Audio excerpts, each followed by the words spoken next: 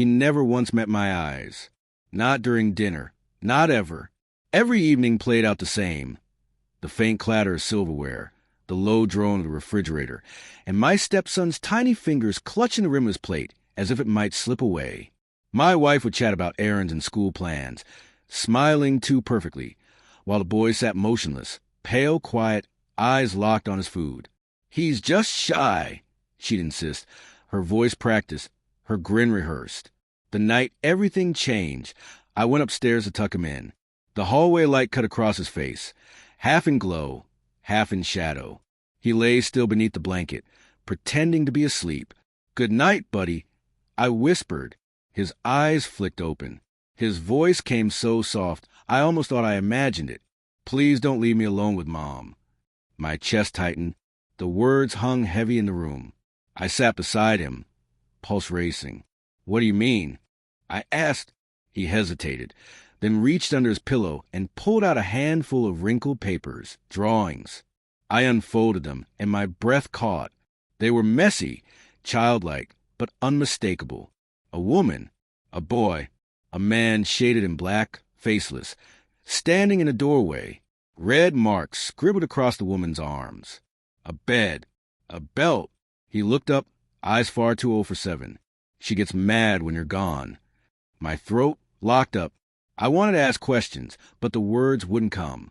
I folded the drawings, told him softly it would be okay, that I'd take care of it. Downstairs, my wife sat on the couch watching a romantic comedy, laughter echoing from the TV. When she saw me, she smiled, calm, radiant, hollow. "Everything okay?" she asked. "Yes," I said, but inside, something splintered. Over the next few days, I noticed things I had ignored before. The way he stiffened when she spoke sharply, how he flinched when her hand brushed his shoulder. Her mood could shift in an instant. Soft, then searing, then soft again. Each morning she kissed me goodbye like the perfect wife, and each night I lay awake, wondering who I was really sleeping next to. I started small. Hidden cameras, voice recorders, motion alerts on my phone. I told myself I was doing to protect him. But really, I was chasing something darker, the shadow that had crept into our home. For 3 nights, nothing. Just her, smiling gentle motherly. But on the 4th night at 9:47 p.m., the hallway camera caught her slipping into his room. No lights, only a silhouette. Then came the sound, a hiss, a slap, a stifled cry. I couldn't move. She turned toward the camera as if she knew. The next morning, she made pancakes, humming softly as if nothing had happened. I sat there, silent, while the boy picked his food. "Everything okay?" she asked again. "Yes," I said, my voice steady.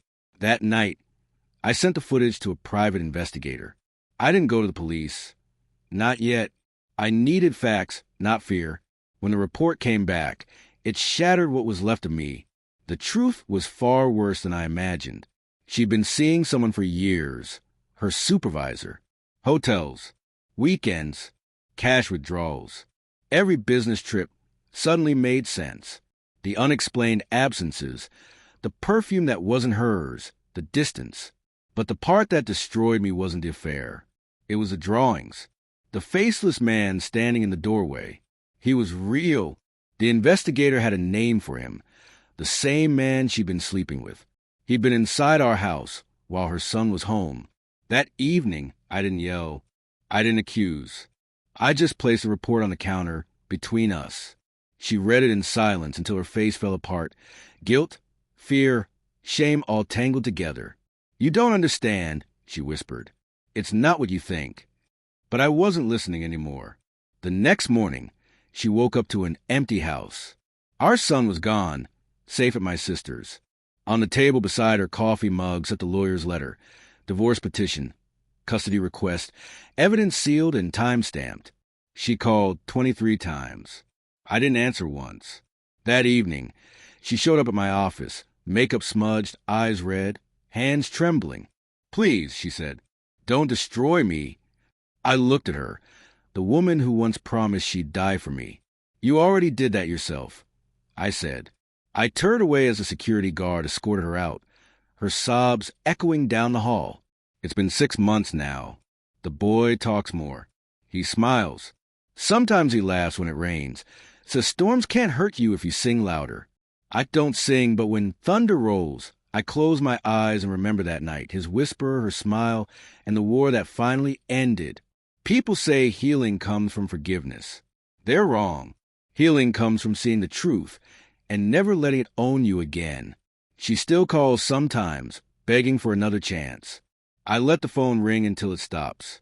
Some silences aren't meant to be broken. Some are meant to stay quiet.